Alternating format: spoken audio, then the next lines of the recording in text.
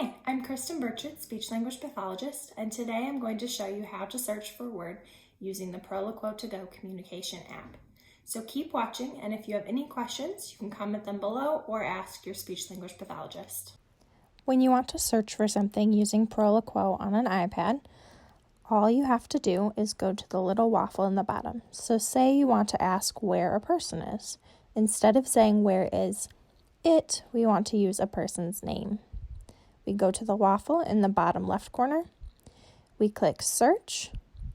Maybe I want to say where is Dad. Now, I click on the button and it shows me the folders that you need to click on to get to it. If you click on the button, it will then tutor you with an errorless learning pattern so that the only button that you can choose is the correct button. I click people, I click Dad. Then I can click the top sentence strip to say the whole sentence. If you are looking for a word that is not in your iPad, this is something that can be added using the search. So say I was looking for a marshmallow. Marshmallow is in the device because I can see that one completely, but marshmallows is not. You can see it's a little bit dimmed.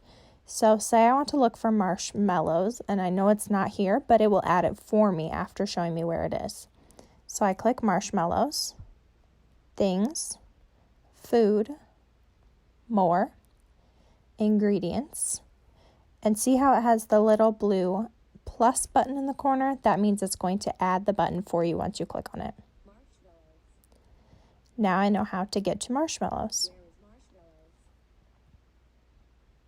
That's all you have to do to find words on your Proloquo device on an iPad.